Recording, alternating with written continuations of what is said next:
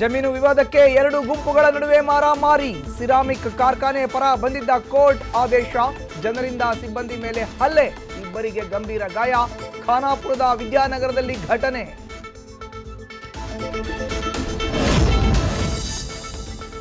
ಮುನ್ನೂರ ಅಣು ಬಾಂಬ್ ಸ್ಫೋಟದಷ್ಟು ತೀವ್ರತೆಯಲ್ಲಿತ್ತು ಭೂಕಂಪನ. ಮಯನ್ಮಾರ್ ಭೂಕಂಪನದ ಬಗ್ಗೆ ಅಮೆರಿಕ ಭೂವಿಜ್ಞಾನಿಯಿಂದ ಶಾಕಿಂಗ್ ಮಾಹಿತಿ.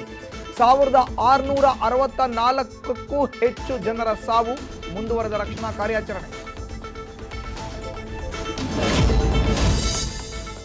ರಣ್ಯಾರಾವ್ ಗೋಲ್ಡ್ ಸ್ಮಗ್ಲಿಂಗ್ ಪ್ರಕರಣ 230 ಪುಟಗಳ ತನಿಖಾ ವರದಿ ಸರ್ಕಾರಕ್ಕೆ ಸಲ್ಲಿಸಿದ ಗೌರವ್ ಗುಪ್ತಾ ಸಮಿತಿ.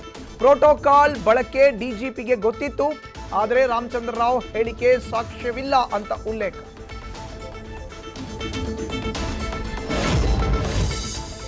ಸಂಪಿಗೆಹಳ್ಳಿ ಠಾಣಾ ವ್ಯಾಪ್ತಿಯಲ್ಲಿ ಸ್ಫೋಟಕ ಪತ್ತೆ ಪ್ರಕರಣ. ಕೇಂದ್ರ ತನಿಖಾ ತಂಡಗಳ ವಿಚಾರಣೆಯಲ್ಲಿ ಮಹತ್ವದ ಅಂಶ ಬಯಲಿಗೆ. ಸ್ಫೋಟಕ ಎಲ್ಲಿಡಬೇಕು, ಕೊಟ್ಟೋರ್ ಯಾರು ಅನ್ನೋ ಬಗ್ಗೆ ಬಾಯ್ಬಿಟ್ಟಿರುವ ಅಬ್ದುಲ್ ರೆಹಮಾನ್.